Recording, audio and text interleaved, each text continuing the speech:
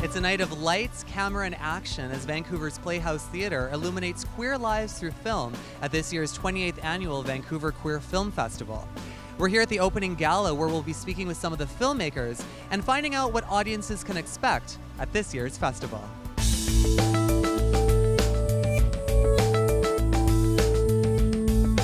Shanna, tell me what we can expect this year.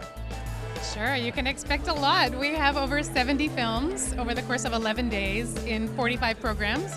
Everything from documentaries to gorgeous dramas from all around the world.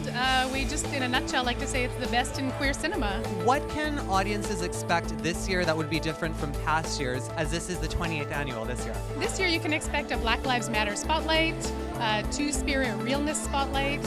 We have a really exciting spotlight called Curiouser, which is some live performances. It's not to be missed. How important would you say the festival is to Vancouver's LGBTQ community?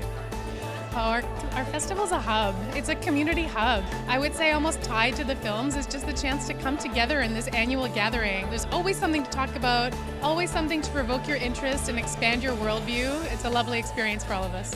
How would a filmmaker get their film involved in the festival? How does that process work? Submit your film, send them to us. We have a really open submission policy. It's free to submit your films. So we try to be really accessible to people who are making short films as well as people who have made their features.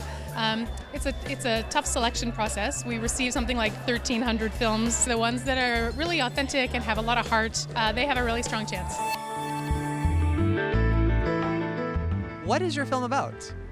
My film is about Barbara Finley, who is a 60-year-old lesbian human rights activist, lawyer, and it is a documentary about her life and uses her life to sort of parallel how queers got human rights in Canada. And what were some of the challenges you faced in making your film? I discovered that it's actually harder to find things that are more recent. If you go to the archives, it's actually easier to find something that's 100 years ago than 20 years ago. So a lot of people are still sort of saving that stuff and they don't know that it's important. So Becca, what do you hope audiences take away from your film? I hope that people get inspired to look a little bit deeper into our queer history. I think a lot of us come of age and come to our gender or sexual identity on our own. I hope that it makes us more curious, and I hope it makes us go talk to our elders and engage with an older generation to learn what we need to, as opposed to figuring everything out ourselves. I'm here with Jason Carman, who has 3 short films in this year's festival. And Jason, tell me a little bit about your films. So 2 of the short films is playing at the Coast is Queer. The Promise is a 3D dance film. It's basically an exploration of 2 men as they progress through a relationship. And then on the opposite side of the spectrum is Two-Sided Ride. So that film is a black and white film about a gay Uber driver trying to find a love connection in a big city. It's told entirely through a dash cam, very simple. And then the third one is Caravan Park, which is playing at the Best of Love Letters. It's actually an expansion of a music video that we did for Canadian musician Dan Mangan. So that's great. And now with your 3D film, The Promise, tell us about the process of putting together a 3D film.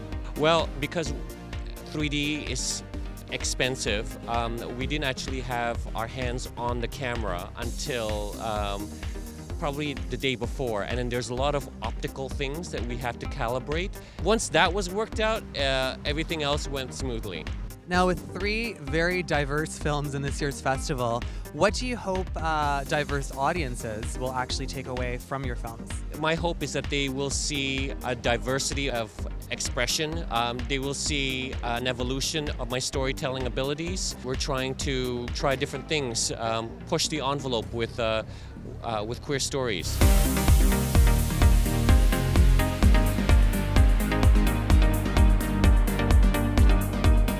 With its diverse roster of films featuring comedy, drama, and everything else in between, this year's festival truly delivers. The festival runs until August 21st, and for more information, you can visit the website below.